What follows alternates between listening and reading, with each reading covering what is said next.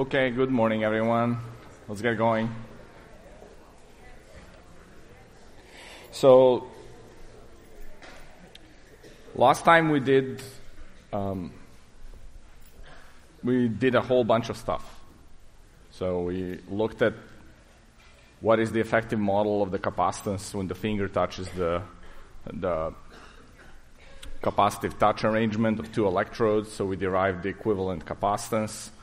Then we figured out, okay, we need some way to actually measure what that equivalent capacitance is, meaning turning that capacitance value into some current or voltage.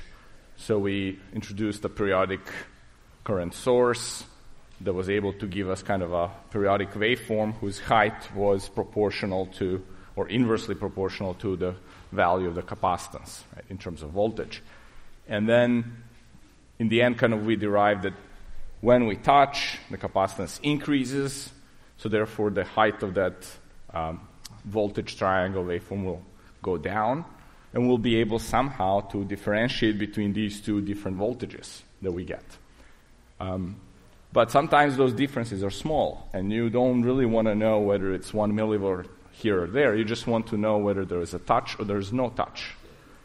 And so then we introduced another device that's called an op-amp that is really good, has really high gain inside, and it's really good at basically telling you, is input bigger than is one of the two inputs bigger than the other, and giving you a very solid, very large value if that's correct, or very low value of voltage if that's not correct, right? So that then we use it kind of in a comparator fashion. So now we're going to put these things together so that we can have a circuit that can sense the touch, turn it into the voltage, and then we put a comparator there to really give us a really high value of the signal saying, yes, there is a touch or there is no touch, so that the follow-on circuitry can more easily interpret what actually happened. Right, so this is the game plan. We're going to see how to put that all together. So, 2D.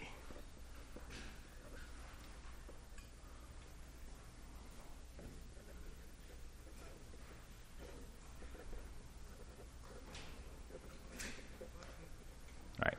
So, what we had on one hand was the sensing circuit, which was Is of t, this is some periodic source, and then we had our sensing capacitor, and let's say we labeled it C, EQ, E1, E2, because E1 and E2 are the electrodes that we can access on the touch screen, and CEQ is just an equivalent capacitance. It could be larger or smaller, depending whether we're touching or not. Right.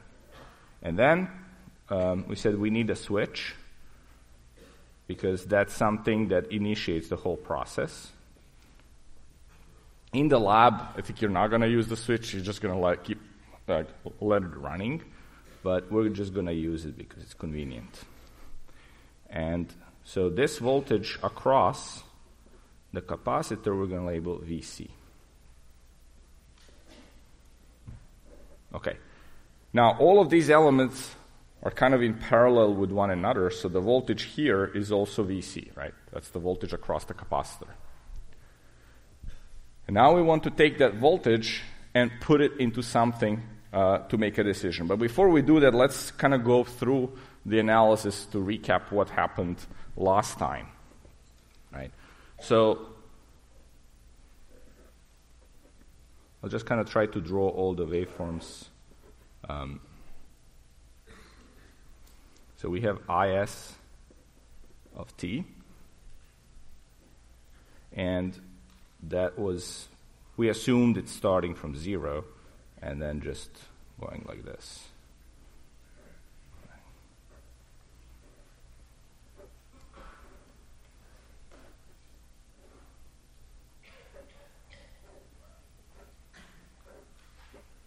So the period is t, 2t, 3t. This is time. And let's say this value was I1, and this negative value here was minus I1. Right, this is just a recap of what we did last time. And now when we put that into a capacitor, I'm going to sketch what that voltage VC looks like. So, what do people think is going to happen in this first period? Right? At time t equals 0, I will open the... Or actually, what happens before the time equals 0 with VC, like here? Any ideas? Yes? Yeah. At time t equals 0, I open the switch, but before that, the switch is closed. Yes, the switch is closed. We said when the switch is closed, it acts as a wire, right? So there's a wire across here. By definition, the voltage in the wire is 0, right? So that's the same as VC. So VC is 0. Okay? And then, once I open the switch, there is positive current I1 that's going and charging the capacitor, right? Constant current. So what does the voltage on the capacitor do? We kind of do the detailed derivation, but like just knowing what the current means to the capacitor, what do you think is the voltage? How does the curve look like? Yeah. Linear, right? Because it's a constant current. A current, by definition, is proportional to the slope of the voltage on the capacitor, right? So if the slope is constant, that means the line is linear. Okay. And it starts from 0, right? There's nowhere else to go. So it has to go up, let's say, to a certain point. Where is the maximum point going to be? Yes? T over 2. Why? Okay. So the answer is, okay, here is where the current changes into minus I1. So that's a negative gradient because, again, current represents the slope. So if I continue now, that means that the gradient of voltage will be negative, which means the voltage will start decreasing. So I don't even have to write any formulas, right? And the voltage will be decreasing until when? T, right? Because at T, again, the gradient switches to positive, right? So this is T over 2, this is T. And what happens next? Yes. Keeps going, right? Now, it would keep going if I don't do anything to this system, right? So let's say without touching the capacitor, right, what is this peak value going to be?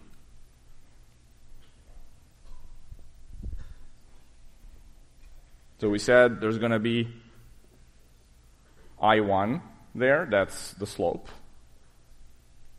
Then has to be some time. Yeah. Mm-hmm. Okay. So I'll keep it at, let's say, C0 here because I want to say this is no touch. Right? We said that C equivalent is C0 when there's no touch, and C0 plus delta C when there is touch. And then times T over 2. So let's say we go up the next period is the same. Now, in practice, you'll see that, okay, my drawing is not perfect. This is still 2T. This is the same voltage, so I1 over C0 times T over 2. So I can say that this period is no touch.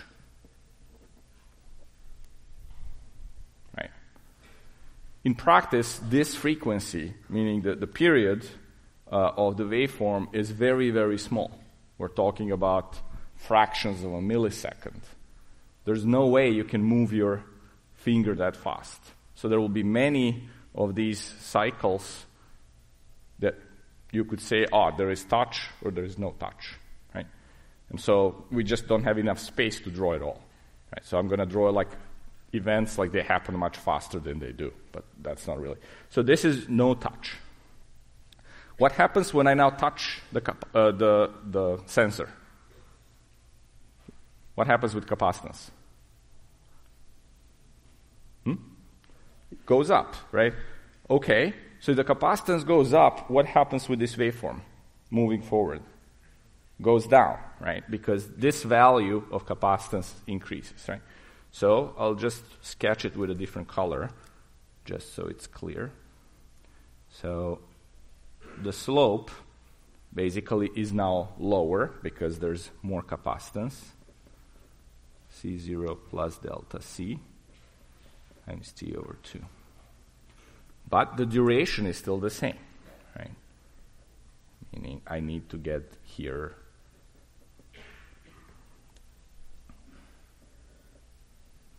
And then again, if I go up, it's to the same voltage, and then down again, right? So this here is touch. So we've translated the capacitance information into obvious difference of the voltage, of the maximum voltages and slopes, right? But that's not a very convenient thing. This difference may be small. You'll see in the lab, it's actually not really that big of a difference. But still something that you can extract information from. So we're now going to add a circuit that will be able to kind of figure out the difference here between these two values, right? So this is our delta V. Right? That's the voltage difference that we got. Okay. So we're going to put in a capacitor here. Oh, sorry, an op-amp here. Okay. And I'm just going to use, let's say, 3.3 volts and, say, 0 as a supply. And we said that the output needs to be marked with respect to some common ground. Right? We can also put the common ground here.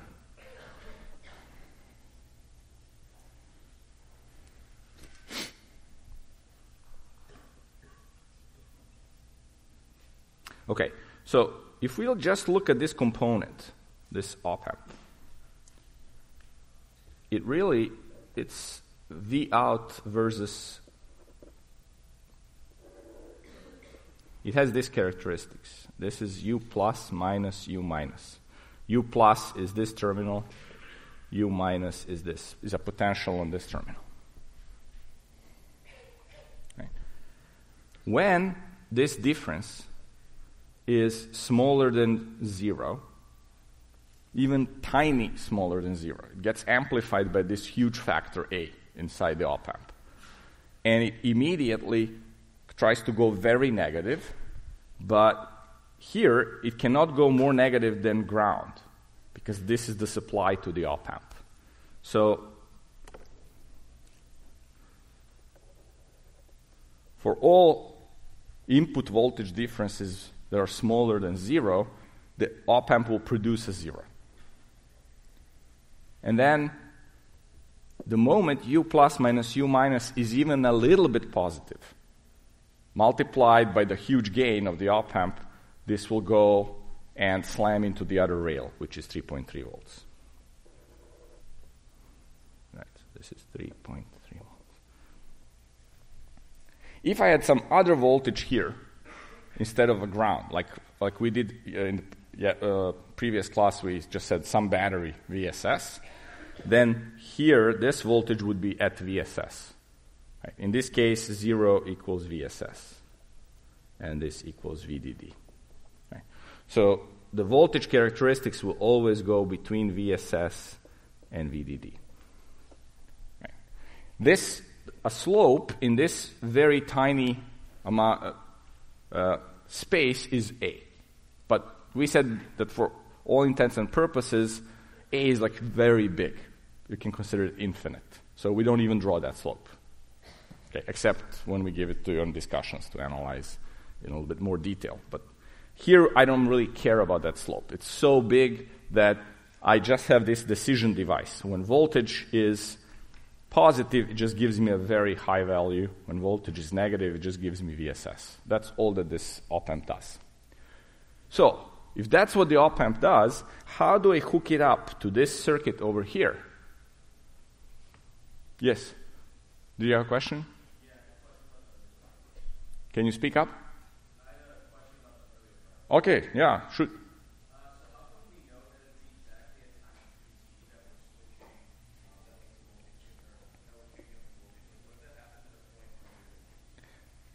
Oh, okay, great question.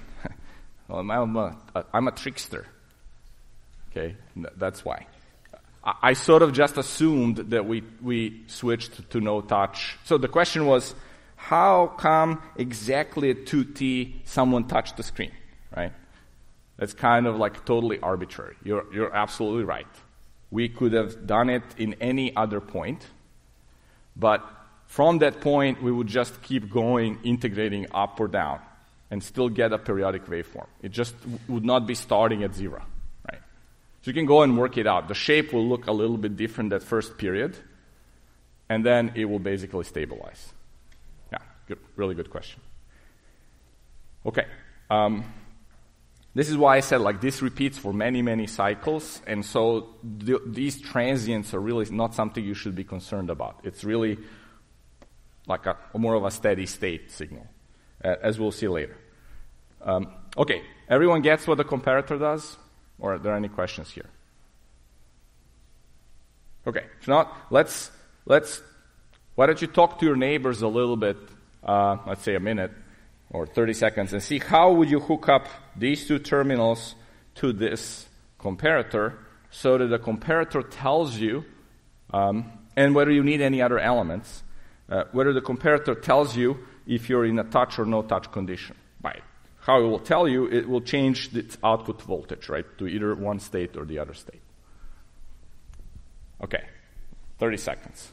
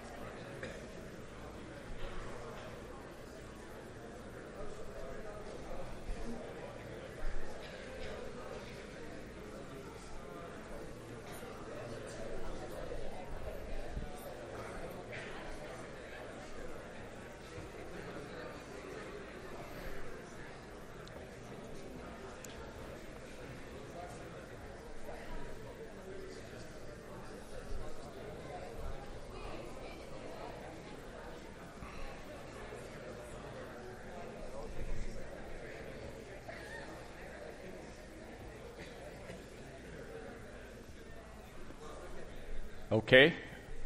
Any ideas? Yes?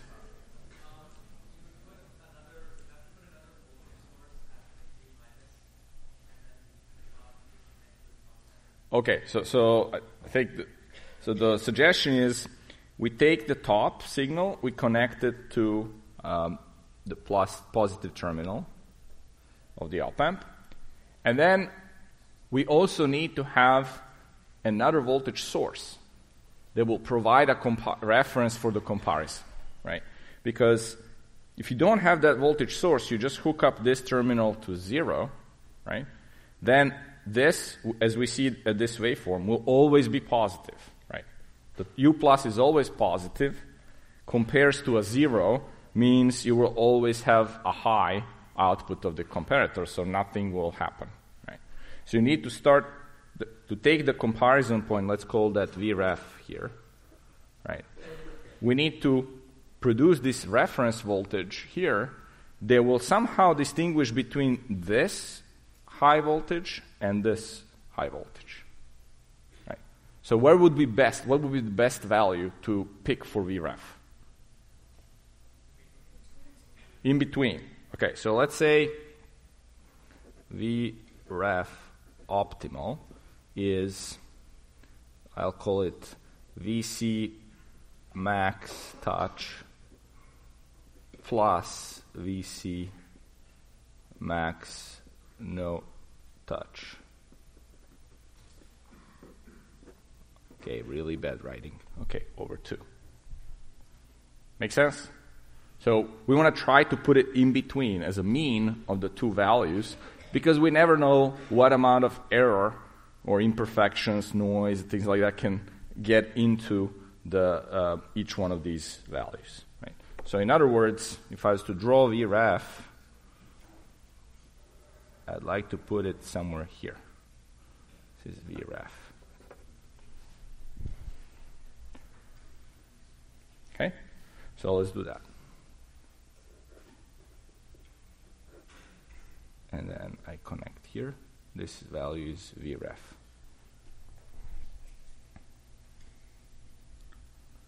Okay, so let's see what the waveform looks like now.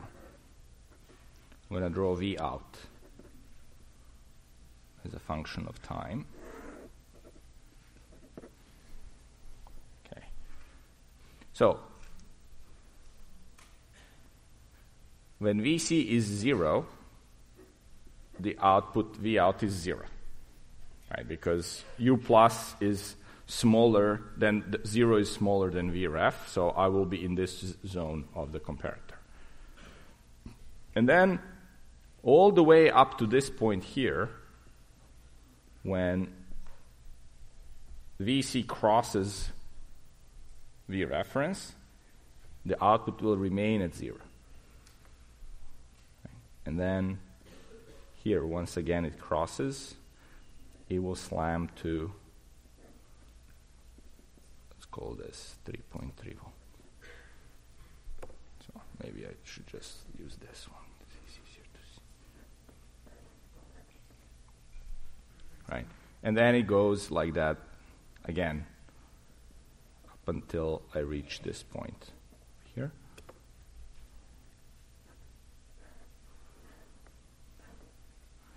And then what happens in this region over here when there is touch?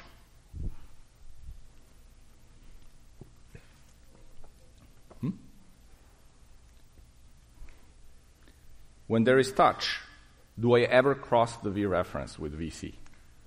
No. So what's the output? 0. Right?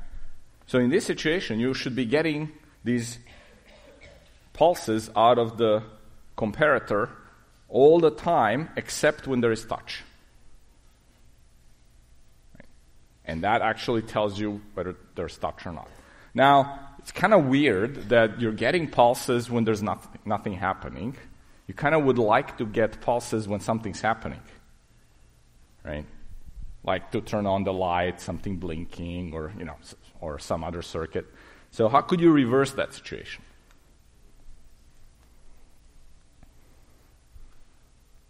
Was there a hand somewhere?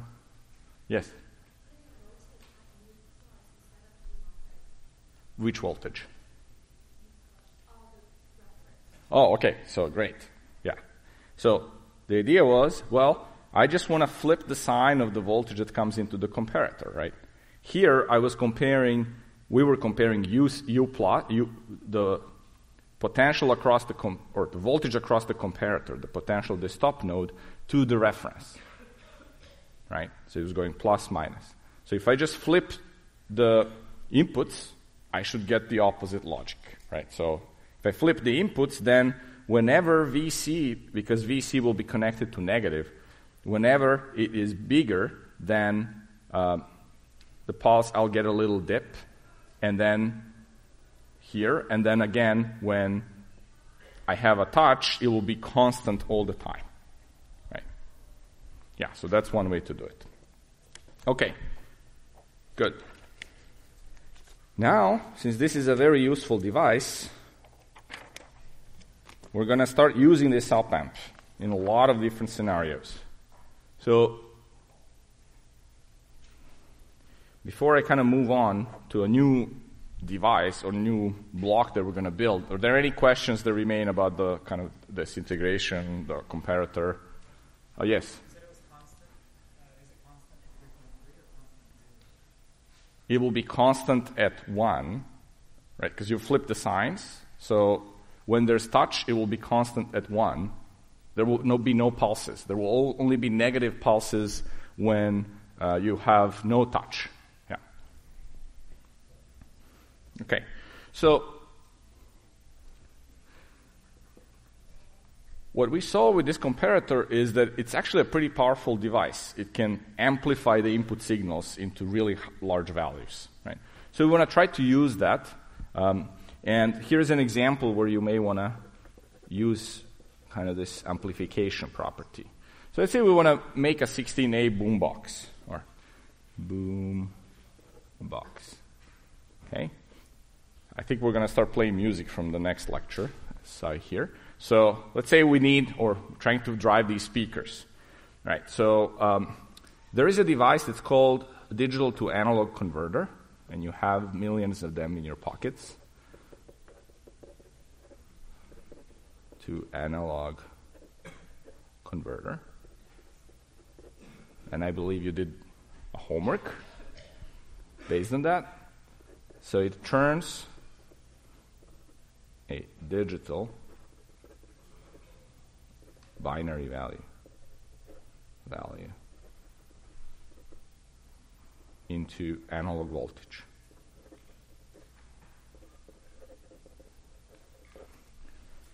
In other words, this is a way for the digital world to communicate with the outside analog world.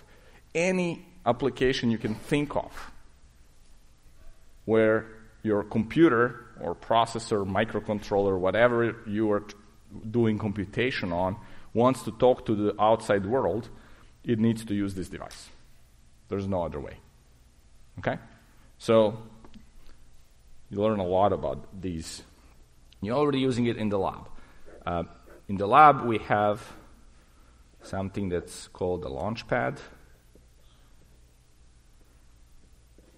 That's this little processor. Here's Arduino. And that chip inside has this block. We're not going to go into what this circuit looks like over there. You did one on the homework. But luckily, we learned equivalence. So we learned that we can take this circuit, whatever's there, and I'll just say, okay, this is a 3.3 volt supply and a ground. So this is VSS, and this is VDD. So these are supplies for the DAC. There's some N bits of information coming in internally from the processor or whatever, the audio driver. And then all we see here is the output voltage. Right? Some circuit block, all we see is the output voltage. So, with your skills that you acquired in 16A so far, you should be able to model what this circuit does. Create a model, and then figure out if this circuit can be useful. I don't really need to know all the details. I just need to know what its circuit model is. And then I can start evaluating if this circuit and how can be hooked up to some other circuits. Because remember, we want to build a boombox.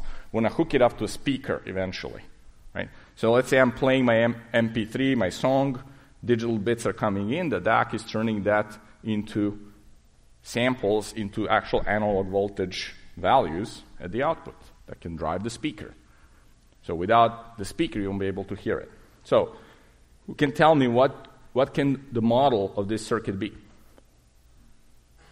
It's producing some voltage at the output. and it's a linear circuit.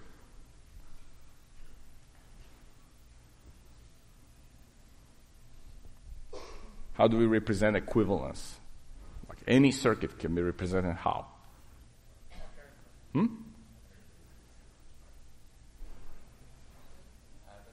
Thevenin. Okay, that's an idea. Okay, let's try that. So I'm going to do V Thevenin here. And of course, there is R Thevenin, right? And, okay, this is it. So this is, let's call it DAC.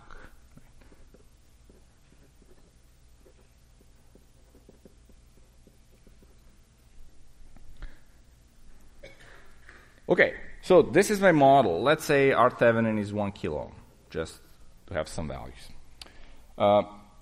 There's one problem with this. Anyone see the problem?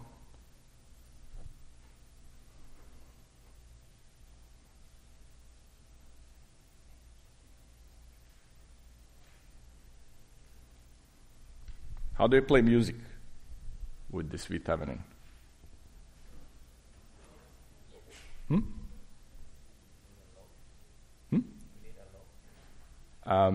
Well, we need to attach the speaker, but this is a source. What's the definition of the voltage source that we had?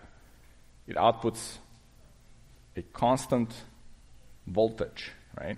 So how do you place a song? A song is a change in the signal. There's a signal, right? We hear it. So it's not quite adequate model. We will have to say that, yeah, this is actually a squiggly Thevenin, okay, where this source actually produces any voltage value as a function of time from this VSS to VDD. In this whole interval, and how you'll know what it produces, well, it's digitally controlled. Right? But at any given point in time, it's still just a voltage source, just as a different value. That's why we're putting this little squiggly thing here to say this is really a signal source. Right? But all its properties remain. Okay.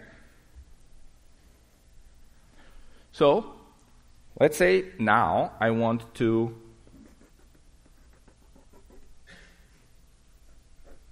I have my DAC.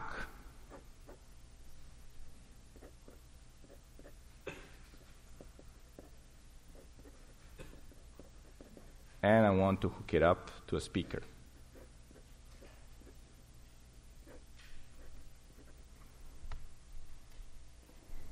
Right. We can model a speaker as, let's say, a very small resistor, like 8 ohms, something like that. So, what model can I now create? I have let's just redraw the DAC, because this is why Thevenin is so great. Regardless of what I attach to the DAC, I still keep the same Thevenin model, right? So, this is V Thevenin, R Thevenin, right? And now I'm attaching something. What do I attach to this? Yes? A resistor, for a speaker resistor, right?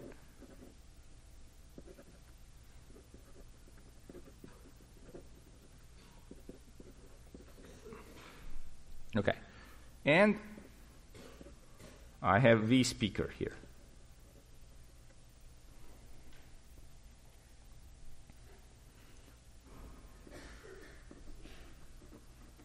Okay.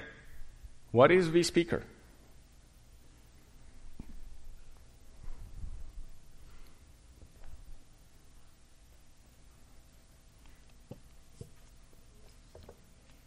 Voltage divider. That's great. What is the value, the formula? So, we'll say this is voltage divider. So no need to derive anything. And yes?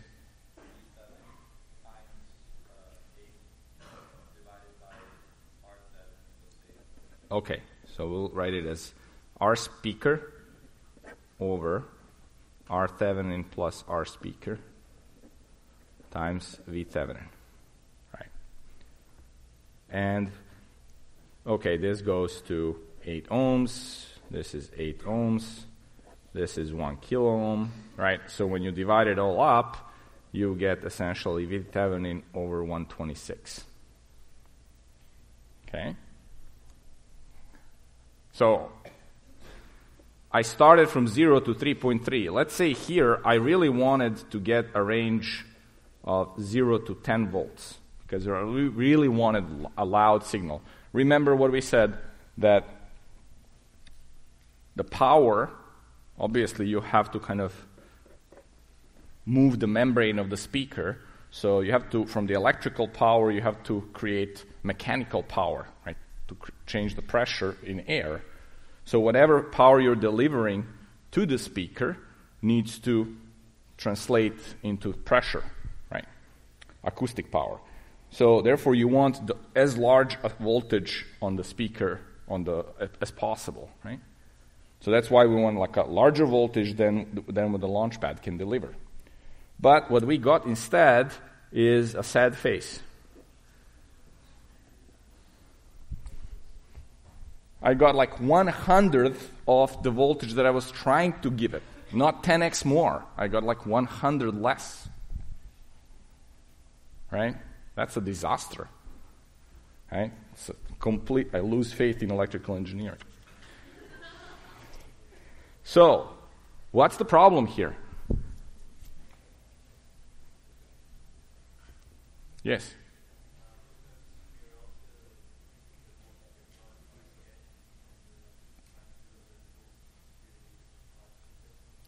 So we lose voltage as we try, but why do we lose the voltage?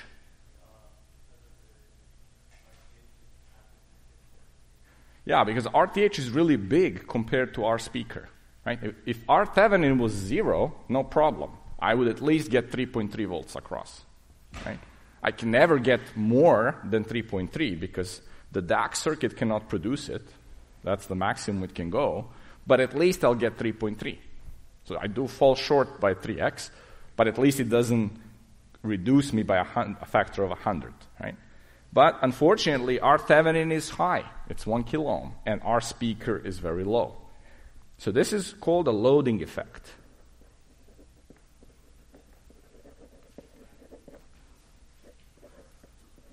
And remember, we kind of had that before when we talked about voltage measurements.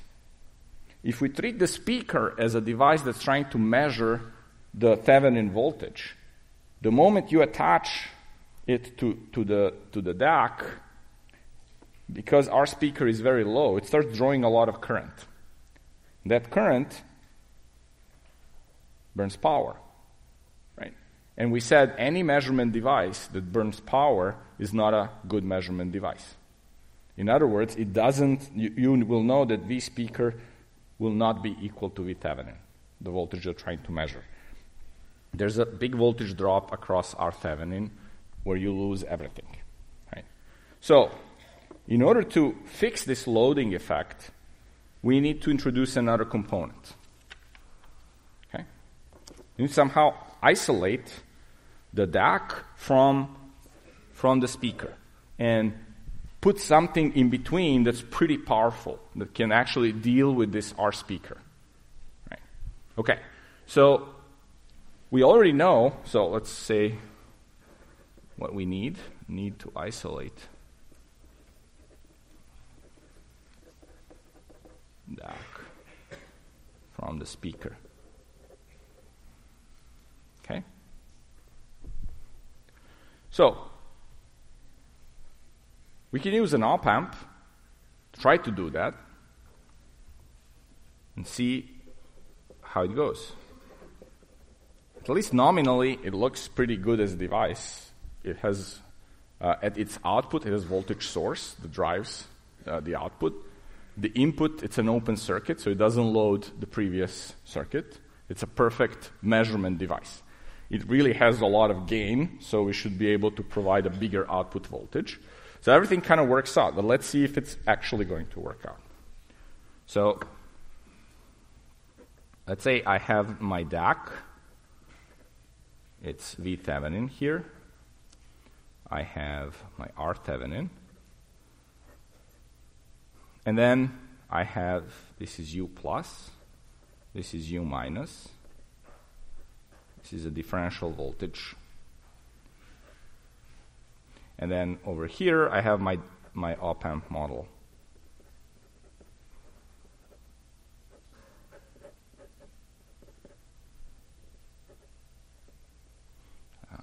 VDD minus VSS, 2 VSS. Okay, and I'm going to attach our speaker.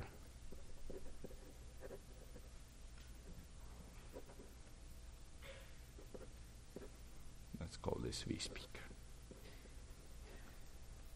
Right. This whole thing, if people remember,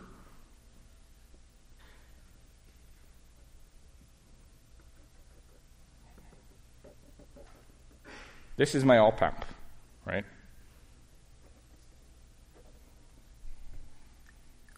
I just substituted the model that we did for the op-amp.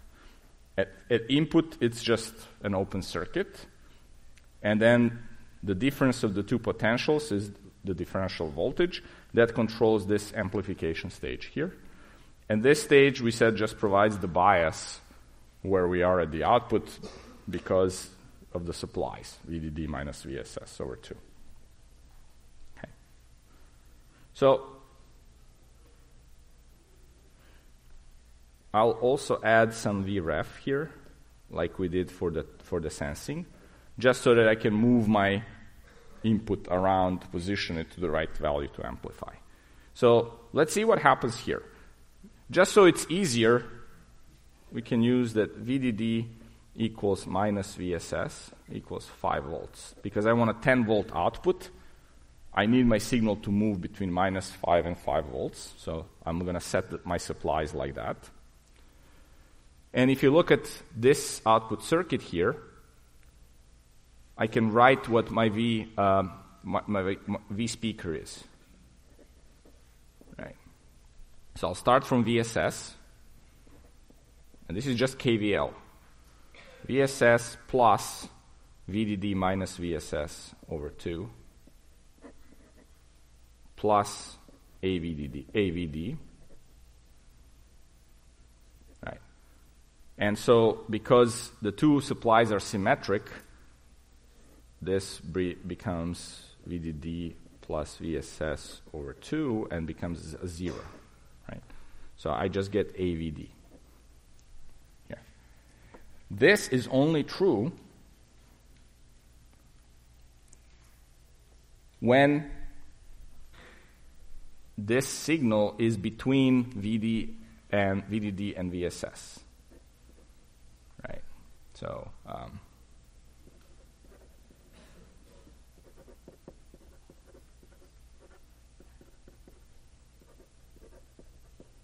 in other words, since my A is a huge gain, only for very small VDs will I be in this range. The moment AVD becomes larger than VDD or VSS, the output will saturate. It will just go to one of these two values, plus 5 or minus 5 volts. That's kind of what we derived last time. Okay.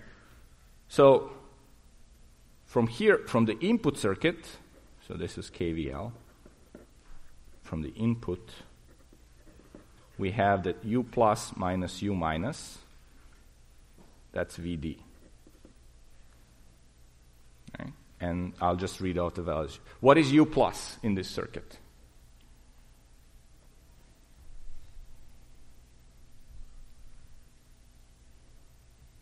This potential over here.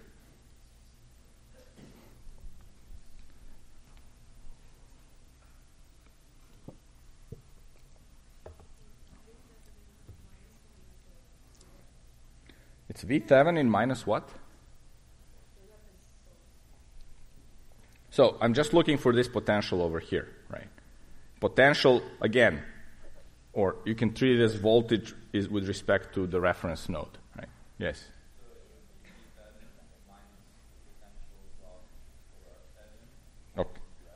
Okay, so the answer was it would be V Thevenin minus whatever is the voltage on this resistor. So what is the voltage on this resistor? Is there any current flowing into this open circuit here? No. So what's the current? If the current is 0, what's the voltage on the resistor? 0, right? So then U plus equals V Thevenin. Okay, and what is U minus? That's V reference. Right. So let's draw this out a little bit. So this is V Thevenin. It's a function of time. And I'll just draw my V reference as a green line. And let's say there's some music going on, right? And it's between, this is 3.3 volts, and this is 0 volts, right? So my DAC is nicely playing the song. So V Thevenin is changing around this V reference.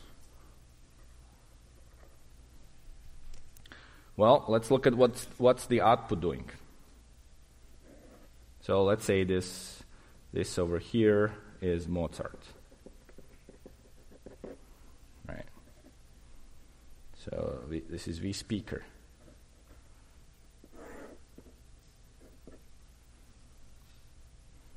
Okay. The speaker output will move between one supply and the other supply, plus minus 5 volts, which is good.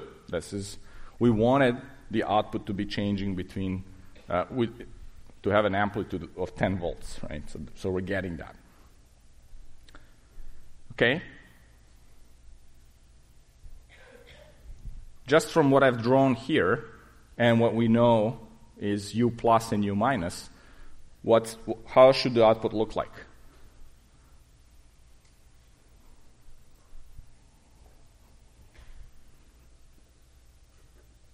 Let's start from here. When V Thevenin is less than V reference, what does the output look like? So, in this period over here, my differential voltage here is going to be negative, right?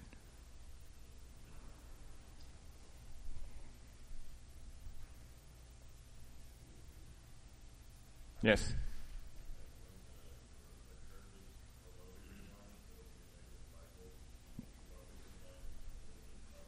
Okay, yeah. So the decision process is simple. When we're comparing really V Thevenin to V ref. When V Thevenin is below V ref, the output just goes to minus 5 volts. Right? And then when it's above, the output goes to 5 volts. Right? And that keeps doing that.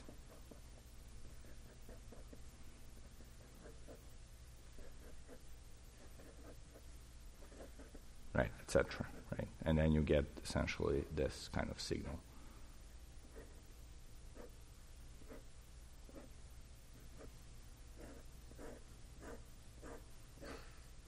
Right. So this is like, I don't know, Megadeth or something. It's not really Mozart. Right? In fact, it's a very useful phenomenon when you're playing a guitar and you want to kind of distort the sound. You put it into something like this, and it will just create something that looks like it, but not quite, like a lot heavier, right? Distorted. Okay, so this is not really what we wanted. We just wanted to play nice classical music, and now we're getting a different tone, right? So what we really want, we want the isolation. So this was isolation over here, right? I was able to pick up V Thevenin completely because there was no current going into the op-amp. So that was good. But I amplified too much. at the output, and so I didn't really get the right sound. So we want the isolation, but with controllable gain.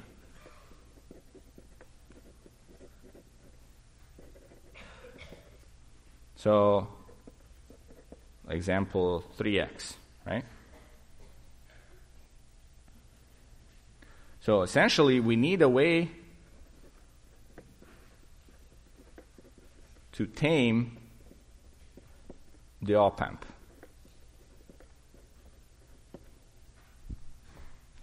Right? It's a beast. We've got to tame it so that we can get exactly the amplification that we want, not some amplification that it has inside. It has super high amplification inside, but we want some final value, 3x, 5x, 10, 100x. So the question is, how do we do that? Right. Okay.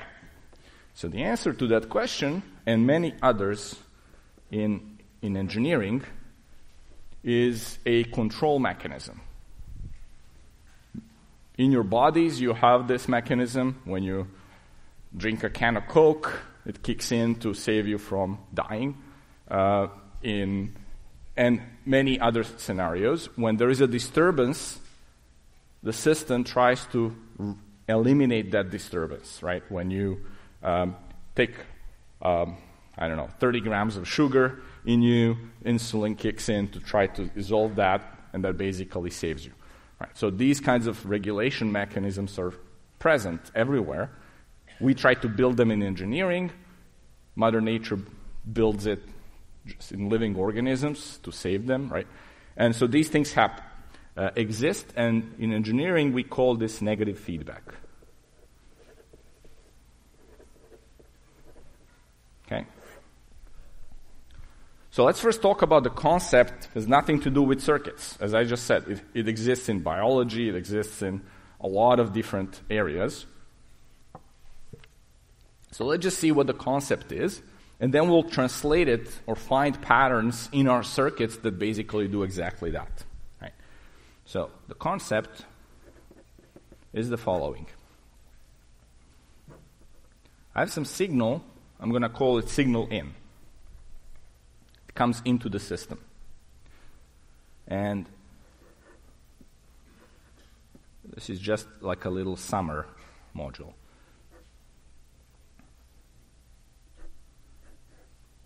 It comes in. For now, ignore this bottom branch. I'll show you later what it is. It comes in, it gets amplified by some signal, some value A. Right, so the input signal gets amplified by this system A and produces a signal, it's called S out. Right? Now, for me to be able to control what this S out does, because I don't really know how wild this system A is. In our op-amp case, there was just some huge gain. I don't really know what it is necessarily exactly. I'd like to control it, right? So I need to take a little bit of this output signal and feed it to the input, right? So I'm just going to take this signal, S out, put it through another block called F. That's some other multiplication, right? I'm taking S out and just scaling it by some factor F. So I create this signal SFB, stands for feedback, and then I'll just try to subtract that value from the input.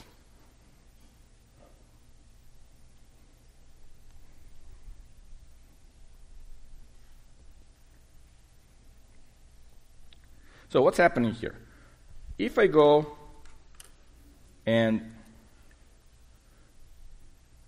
try to change the output by a little bit in this system, I will be able to see that change is happening in this signal SFB, right? Because it's just a scale factor of S out. So I'll get this change here. If my S in is not changing, because S feedback is in the negative terminal, and it's increasing, then this signal over here will be decreasing. We're going to call this signal over here S error. So S error is decreasing, but the output is just S error times A. Right? So what's happening with the output?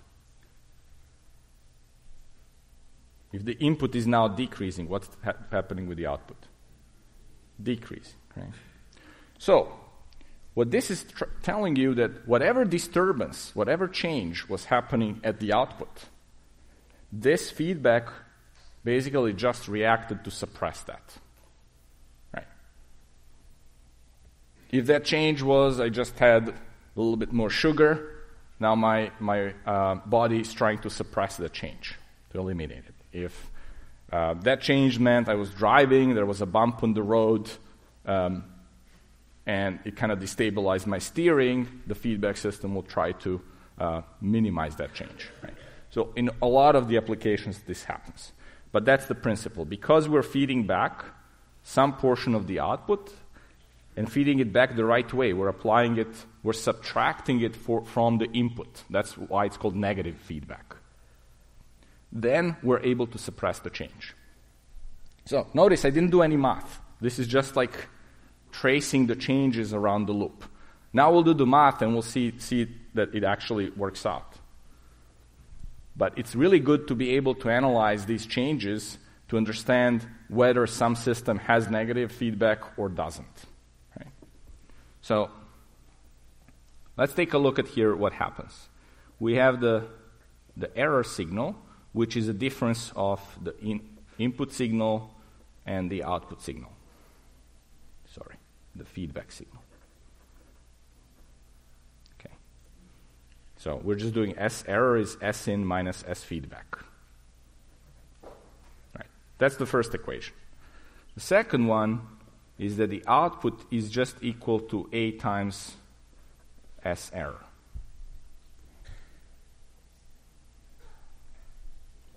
And the third one is that the feedback signal is just a scalar multiplication of S out. That's it, right? So we can just look at these three equations.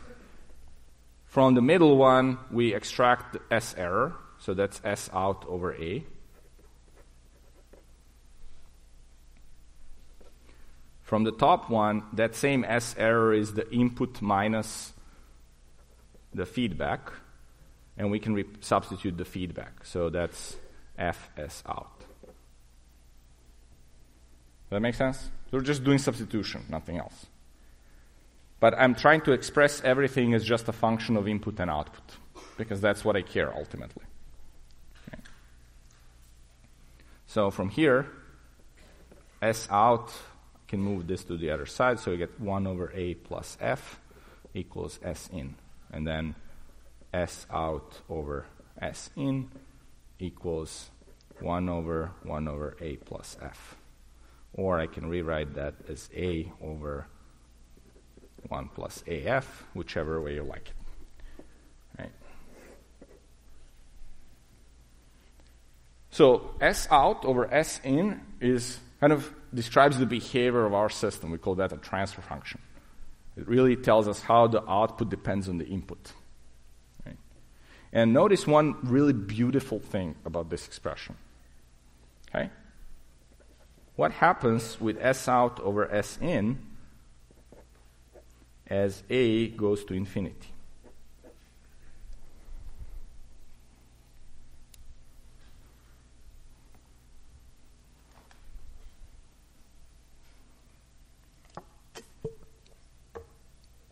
Yes.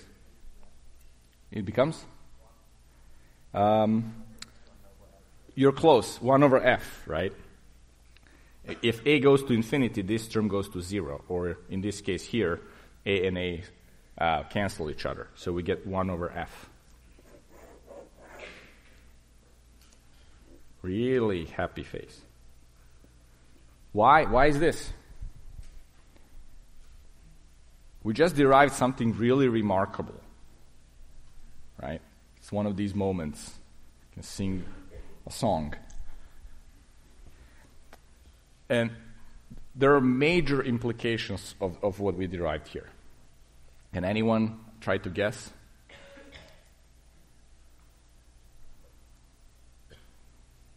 Yes.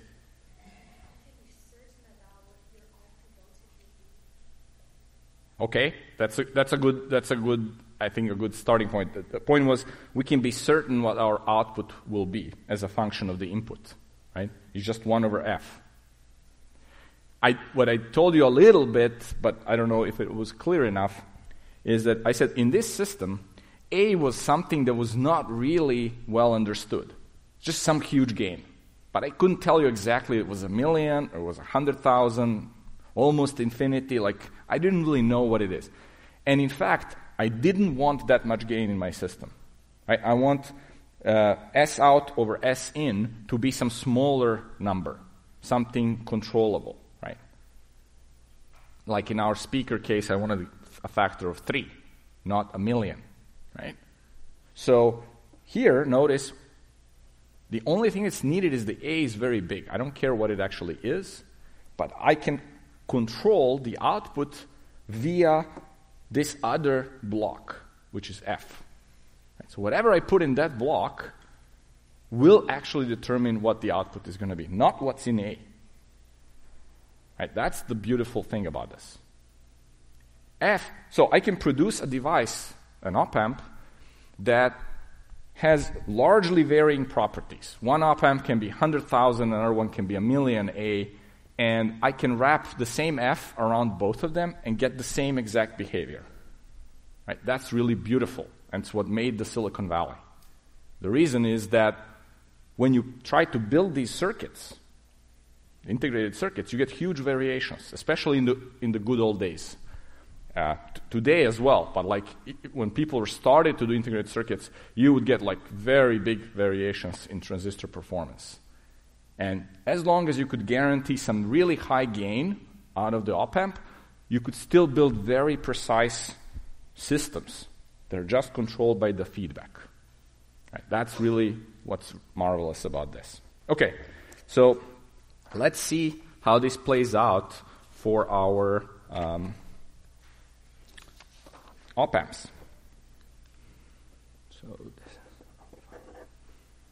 So let's do an op-amp example.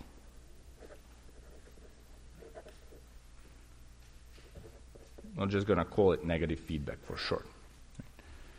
And we're going to build a non-inverting amplifier. You'll notice that we're going to be building these blocks. And pretty soon, just like with voltage divider, when you see a block, you no longer have to go and do all the derivations. You will know what this block does, right? In terms of its input to output relationship. And you can just use this knowledge to compose various signal processing functions. That's where we're headed, right? I tell you, build me a system that multiplies the two things and subtracts something, and then again multiplies with some other coefficient, and you'll be able to do that just by adding these building blocks. But we're going to start with the first one. Okay, so let's say I have something like this.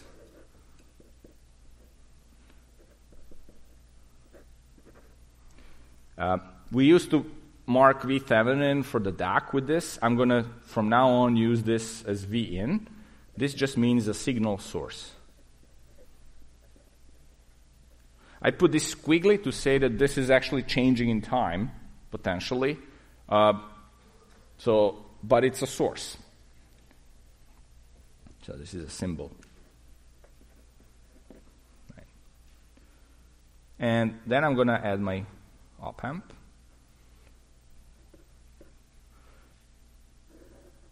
So this is a U plus terminal. We're going to mark this current as I plus. And then, okay, there's VDD here, VSS here, and we have a U minus. Right? So this is my V out. Let's say this is U out, the potential. And now notice, I have an input signal. Let's try to kind of map it like this. S in is V in, right? So I'll just start doing the analogy here. So my U plus is same as signal in, right? My, let's call it U out is the same as S out.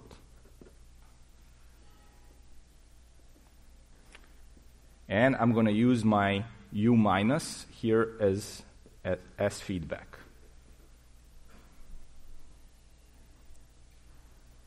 Right. So U plus minus U minus will be the same as S error. Right. This is just translating the system's representation into our circuit. Right. What am I missing here?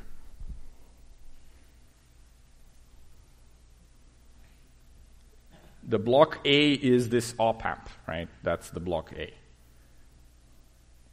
It takes the error signal or the difference of these two and amplifies it. That's all fine. I have the input, I have the output. What am I missing? That's in this picture and not here. Feedback, right? I'm missing a feedback. So I need to take a little portion or small portion of the output signal and try to feed it back. Right? So how can I do that? I sort of need to measure that output signal as a voltage and feed it back, turn it into this U minus. So what circuit did we learn can do that?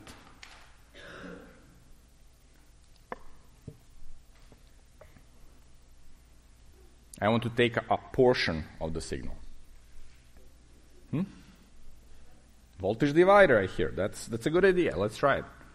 Okay, so we have one resistor and another resistor. So let's label this R1, this R2. Now, notice that the voltage divider actually works perfectly in this case because this current here, I minus, equals 0. Right? I minus, we know from the op-amp model, there's an open circuit here. Right? So I minus is 0. It's just like when we did the touch screen with voltage divider. When you have a voltage divider and it's basically attached to an open circuit, then you can just apply the voltage divider equation. Right? So we're going to do that in a moment. But let's just keep it for now like this. So to really show you how things work, I'll kind of want to move things into our modeling land, right? So in negative feedback, we're going to use this model for the op-amp.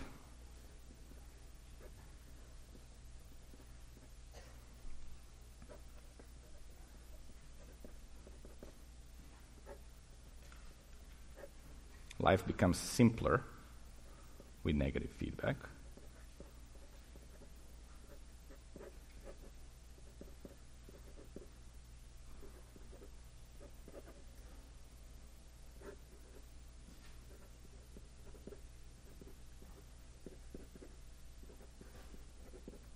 Okay, this is our model. You may be wondering where did this other source go?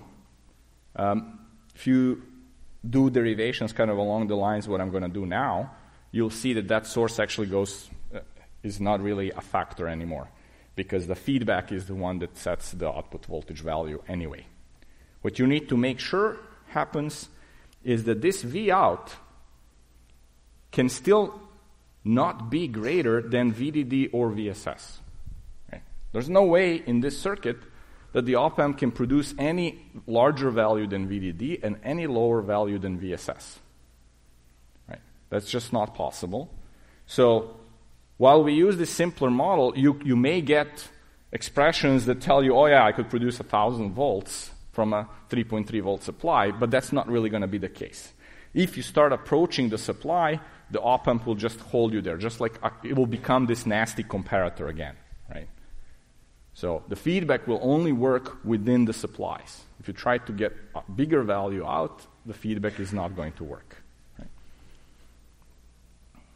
So only for V out less than VDD greater than VSS. Okay. So let's apply this model. Just put the model and solve the circuit. Right? So we have V in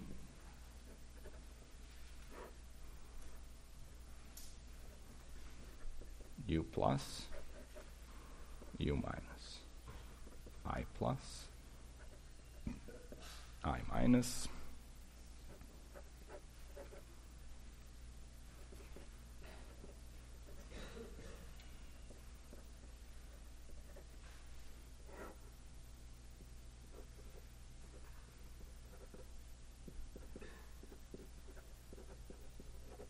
V out, and then we want to take the feedback. So this is R1, R2 to ground.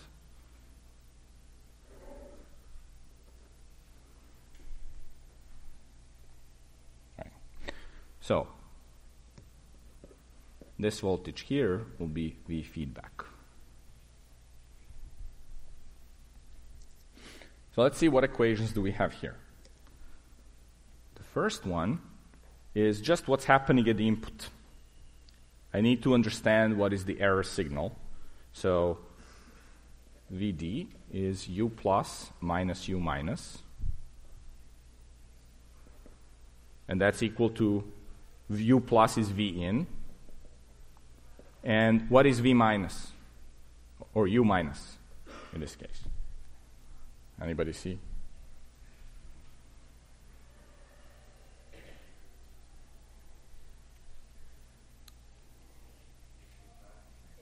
V feedback, right? Okay. Second equation is very simple. V out is just AVD, right? V out is between U out and 0. That's the same as AVD. And the third equation is my feedback. I want to know what's V feedback. Right. What is this voltage if I start from V out and I try to get V feedback? Now, we said that there's no current here, right? So it's just a voltage divider.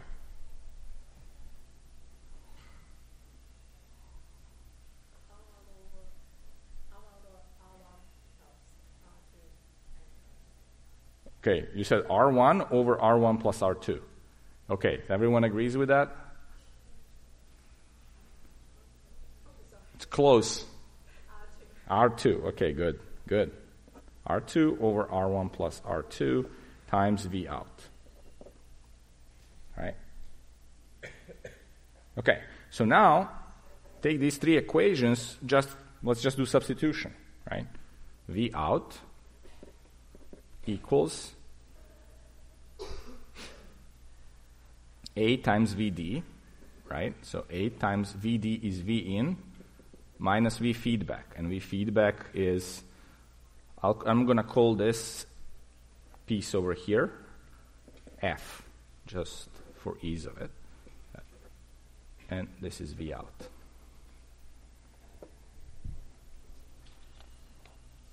Okay, so let's just keep going.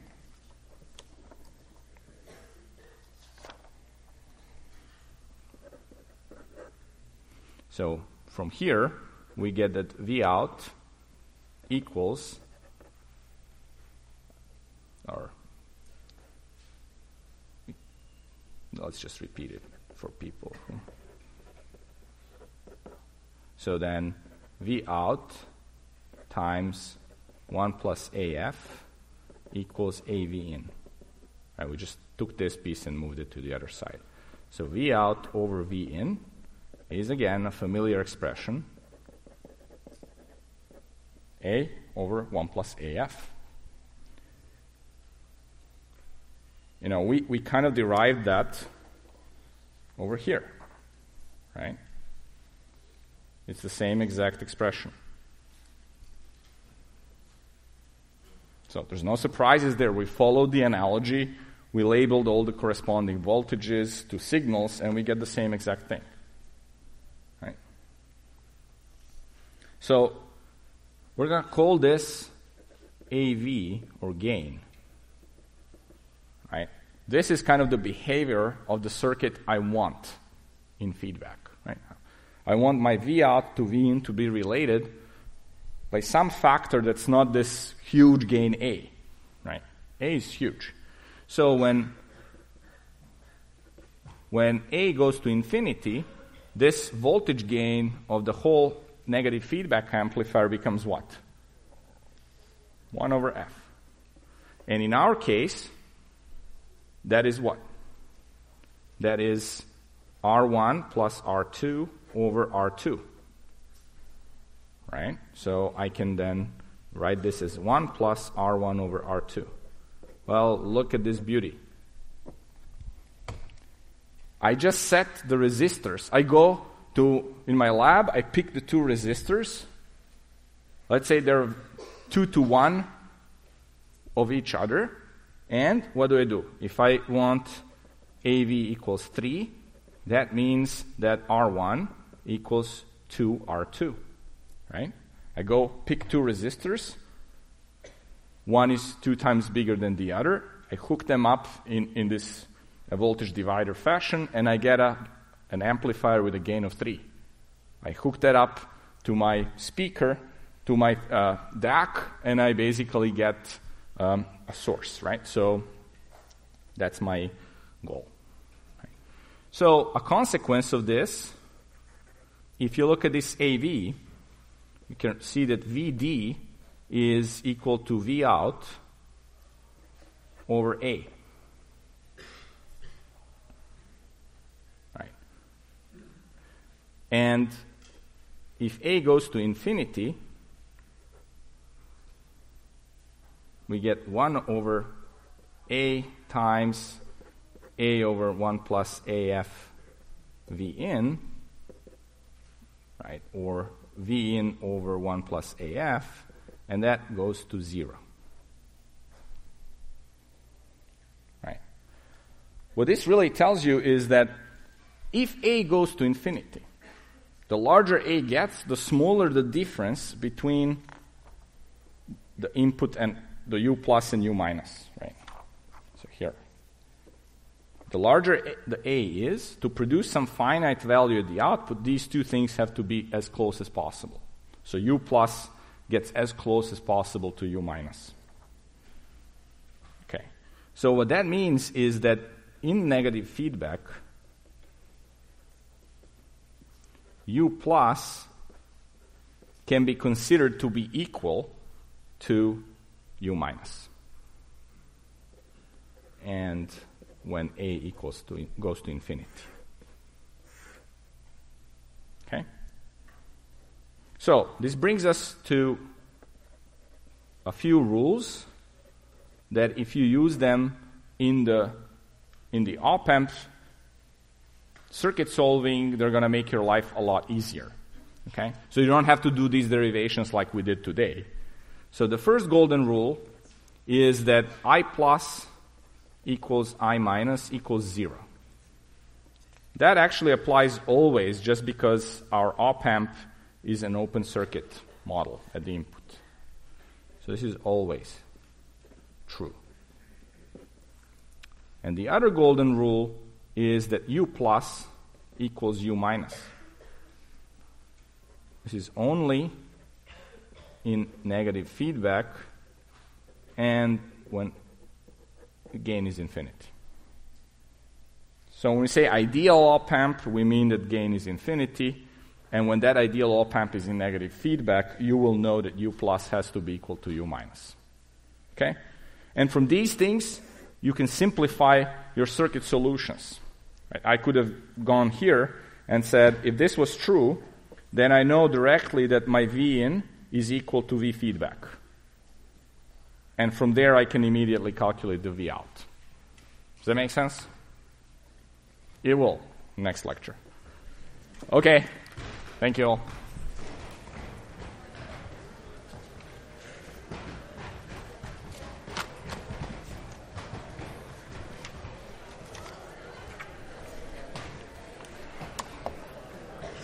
Yes?